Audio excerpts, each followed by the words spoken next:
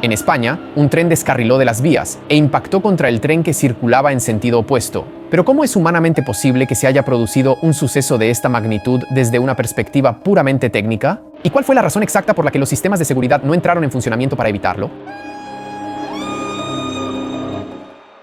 Lo de Andalucía ha sido un trágico accidente y en el momento en que estamos grabando este vídeo ya ha alcanzado un trágico balance de 41 muertos y 152 heridos, aunque se teme que estas cifras puedan aumentar en las próximas horas.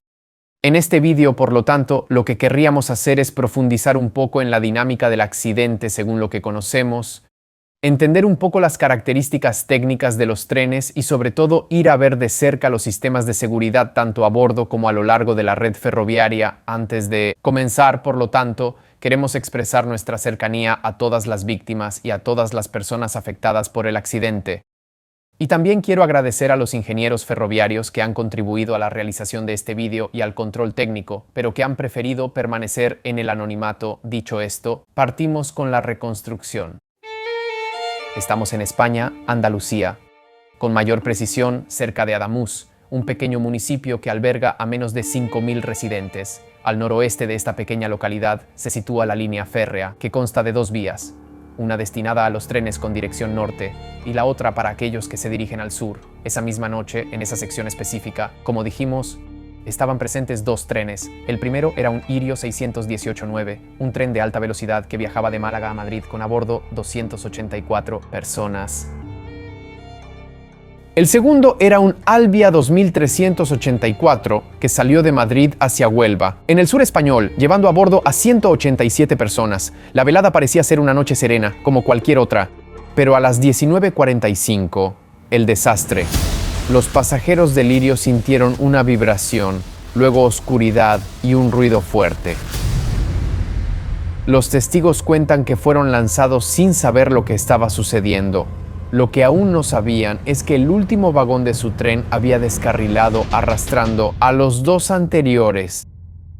Pero la situación empeoró, porque en el descarrilamiento esta sección del tren invadió la vía contraria y precisamente en ese instante estaba a punto de cruzar el convoy que iba a Huelva.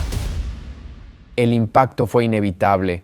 Los 2 trenes chocaron con fuerza y esto a su vez provocó el descarrilamiento de los 2 primeros vagones del segundo tren que golpearon un terraplén, empeorando un balance ya dramático.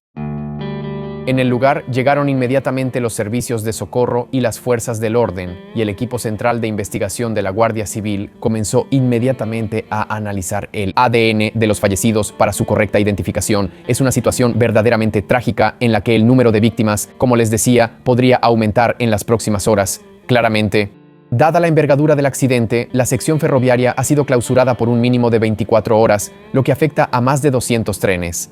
Sin embargo, es muy factible que las labores de rescate y retirada de los trenes exijan mucho más tiempo, ya que la zona no es fácilmente accesible para las grúas pesadas.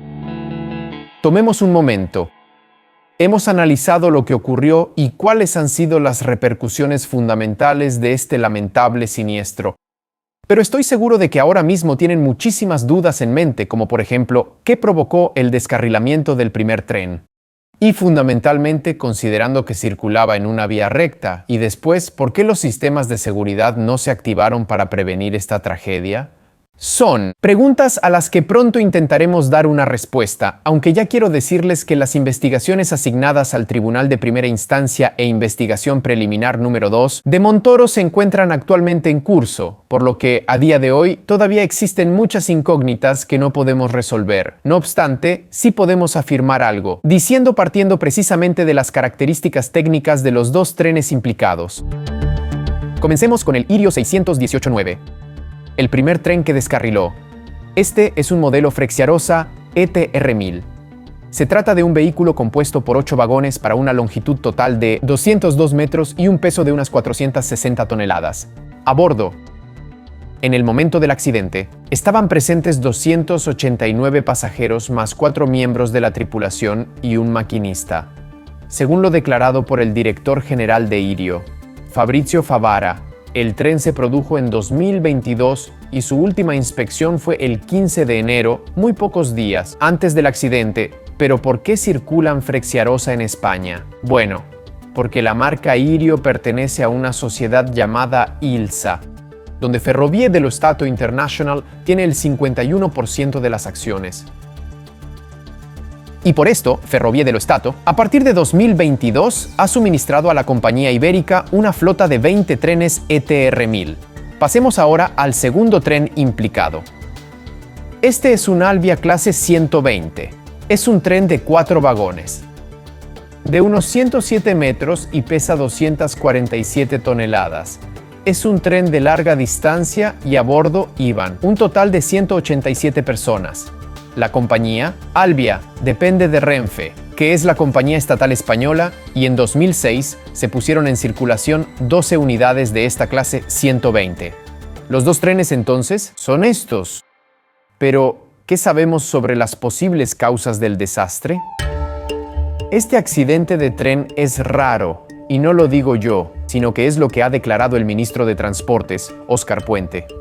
Es extraño, ante todo, porque los dos trenes, en el momento del accidente, se encontraban en un tramo recto.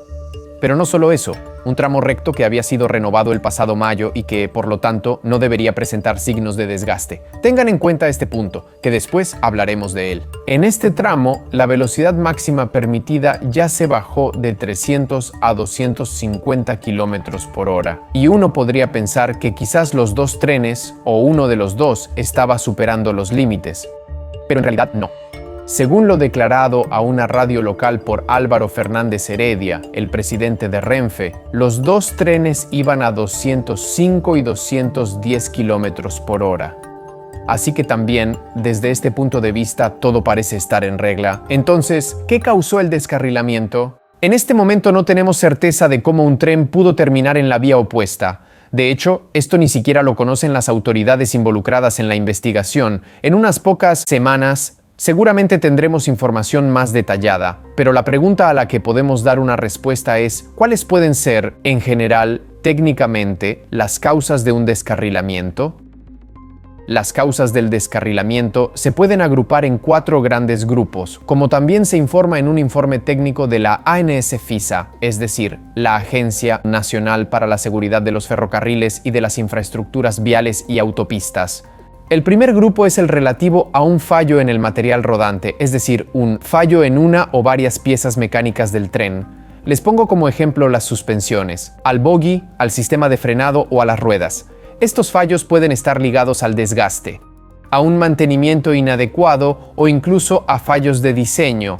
El segundo grupo corresponde a los errores operativos. Podríamos referirnos al error humano. De hecho, aquí hablamos, por ejemplo, de una gestión irregular de los cambios de vía, de vagones que son sobrecargados o aún a condiciones de velocidad excesiva, lo cual es peligroso, especialmente en las curvas. El tercer grupo es el de los fallos de la infraestructura. Aquí se incluyen posibles roturas de los carriles, de las traviesas, de los desvíos, o si estos presentan defectos geométricos que pueden disminuir el contacto entre la rueda y el carril. También en este caso las causas se deben buscar en el desgaste del material, a un mantenimiento no correcto o a defectos de diseño. A estos 3 grupos hay que añadir un cuarto relativo a los factores externos, como por ejemplo obstáculos en las vías o fenómenos naturales como terremotos, inundaciones o deslizamientos de tierra. Y en el caso de Andalucía, todavía no lo sabemos con certeza y son informaciones que hay que tomar con cautela, pero según lo declarado por el presidente de Renfe, la tragedia podría haber sido causada por, y cito textualmente, un fallo en el material rodante o en la infraestructura. Por lo tanto, sustancialmente se vuelve a la primera y a la tercera categoría que hemos visto, es decir, la del fallo del tren o en la infraestructura ferroviaria. ¿Recuerdan ahora que les mencioné que la red fue renovada el pasado mes de mayo? Pues esta decisión no fue tomada al azar. La línea Madrid-Sevilla es, de hecho, la más longeva de la red ferroviaria de alta velocidad en España, ya que entró en servicio en el año 92 con 6 servicios diarios de alta velocidad. No obstante, este tráfico se multiplicó con el tiempo con la llegada de competidores como Ouigo en el operador estatal, tras la liberalización del mercado en 2019. Por lo tanto, no solo se trataba de una red ya vieja, sino también muy transitada, que necesitaba modificaciones. Pero a pesar de la renovación de la red, Adif El gestor de la infraestructura ferroviaria ha señalado en los últimos meses hasta 8 incidentes. Hablamos de problemas técnicos ocurridos precisamente en ese punto, después de la renovación de los raíles el pasado mayo y relacionados principalmente con el sistema de señalización. La última notificación, según lo publicado por El País, sería del 23 de diciembre de 2025, cuando ADIF habría reportado un fallo en los desvíos entre Adamuz y Córdoba. Por cierto, es noticia de hace pocas horas que las autoridades, según lo informado por Reuters, habrían encontrado cerca del lugar del siniestro una unión rota, y esto podría haber provocado un ensanchamiento progresivo de los carriles hasta provocar el descarrilamiento del último vagón, pero tampoco aquí sabemos si fue esto lo que causó el accidente o si la unión se rompió precisamente a causa del descarrilamiento. Además, resulta curioso que ningún tren anterior a este ni ninguna inspección periódica se haya percatado de una unión dañada hasta tal punto de estar a punto de romperse. En resumen, lo repito, es todavía pronto para tener certeza de lo sucedido, pero como suele ocurrir en estos casos, es probable que la causa no sea única, sino más bien la combinación de muchas diferentes. Dicho esto, en estas horas muchos nos escriben haciéndonos preguntas sobre la seguridad. Una de ellas es: ¿por qué no hay cinturón de seguridad en los trenes? Lo hacemos en el avión, en el coche, pero ¿por qué no en los trenes? Y además, ¿por qué aquí no hay ni siquiera airbags? Los cinturones de seguridad en los trenes no están presentes por una razón muy precisa y bien definida. No se trata de una decisión motivada por el ahorro económico ni por un error en la fase de diseño, sino que obedece a una precisa estrategia de ingeniería de seguridad. Lo primero a considerar es la física del vehículo. En la mayoría de los accidentes ferroviarios, la deceleración es mucho más gradual que la de un coche, gracias precisamente a la enorme masa del tren. Además, la propia naturaleza del viaje en tren implica que muchos pasajeros estén de pie o, en cualquier caso, en movimiento, como se evidencia también en un estudio sobre el tema publicado en Oxford Academic en 2022. Para garantizar una real seguridad, se deberían utilizar cinturones de 3 puntos, es decir, como los de los coches, para entendernos. Sin embargo, estos requerirían asientos mucho más rígidos y anclajes reforzados al suelo. Si un pasajero no abrochado o de pie golpeara uno de estos asientos reforzados durante un impacto, sufriría lesiones mucho más graves que las causadas por un asiento tradicional, que en cambio está diseñado para deformarse. ¿Cuál es entonces la solución? La compartimentación. Este sistema implica que el interior del vagón esté concebido más o menos como una carcasa protectora. Los asientos poseen respaldos altos. Están posicionados a distancias calculadas y construidos con materiales capaces de absorber la energía. En caso de colisión, el pasajero es proyectado hacia adelante, pero el choque es amortiguado por la deformación controlada del asiento situado delante, lo que reduce drásticamente el peligro de traumatismos mortales. Otro pilar fundamental es la gestión del espacio de supervivencia. Mientras que en el coche el cinturón sirve para mantenerte quieto, en el tren es fundamental que el pasajero, paradójicamente, pueda estar libre de quedar anclado a una estructura que potencialmente podría colapsar. Si el vagón experimenta una deformación estructural, un pasajero sujeto al asiento sería aplastado junto con él. Sin cinturón, en cambio, quizás tenga más probabilidades de ser desplazado a una zona del vagón que haya permanecido intacta. A esto se añade la seguridad pasiva de la estructura. Las partes terminales de los vagones están diseñadas para plegarse y disipar la energía, conservando la integridad del habitáculo de los pasajeros. Central. Por último, usar cinturones dificultaría la salida rápida en emergencia, sobre todo si la estructura del tren se deforma y bloquea los cinturones de seguridad, y por las mismas razones no hay airbags en el tren. En un sitio donde las posiciones de los pasajeros no son fijas ni predecibles, su activación podría hacer más daño que bien. Ojo, sin embargo. En realidad, estos sistemas de seguridad son el último recurso, es decir, los sistemas que se activan durante el incidente. El objetivo es prevenir el incidente. Y es aquí donde entran en escena los sistemas de seguridad a lo largo de la red ferroviaria.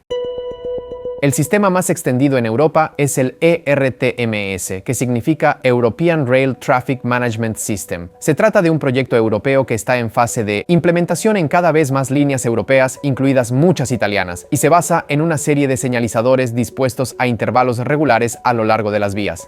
Estos señales transmiten datos del trayecto. sobre la señalización y sobre la velocidad indicada al ordenador de a bordo del tren, permitiendo al maquinista verlas en pantalla. Y esto es muy cómodo, sobre todo cuando hablamos de trenes que viajan a alta velocidad, porque precisamente a esas velocidades leer toda la señalización no es fácil para el maquinista. ¿Cuál es el aspecto interesante? Es que si el conductor por cualquier causa no percibe o desatiende las notificaciones, el sistema no solo puede obligar al tren a aminorar la marcha, sino que en caso de emergencia, incluso forzar su parada automática. Nindame inda. La línea afectada por el incidente se está adaptando paulatinamente al ERTMS, si bien algunos segmentos, como el del incidente, todavía estaban equipados con otro sistema similar pero más antiguo, el LCB, que es el acrónimo de una palabra alemana que les dejo escrita aquí, y que significa control de trenes. Se trata de un sistema conceptualmente similar, pero un poco más anticuado, dado que fue diseñado a caballo entre los años 60 y 70. En contraste con el ERTMS, que transmite las señales mediante balizas y estaciones de radio, el LCB emplea cables situados en medio de las vías. Y esto no solo lo hace menos flexible, sino que necesita más mantenimiento, pero la función es parecida. Normalmente, el sistema LCB puede identificar una anomalía en las vías a una distancia de unos 10 kilómetros y es capaz de activar la frenada tras escasísimos segundos. Pero la dificultad en el accidente ocurrido en Andalucía fue precisamente esta. Los dos trenes se encontraban tan próximos en el instante del suceso que no existió el margen de tiempo técnico para permitir al LCTB frenar a tiempo. Habría sido imposible, según lo declarado por el presidente de Renfe, desde el inicio del descarrilamiento del primer tren hasta la colisión entre las dos formaciones solo transcurrieron 20 segundos. Desafortunadamente, en esta situación, el factor tiempo fue determinante en el resultado del desastre. A estas alturas, antes de despedirnos, solo quiero subrayar un último aspecto que, en mi opinión, es muy importante en estos contextos.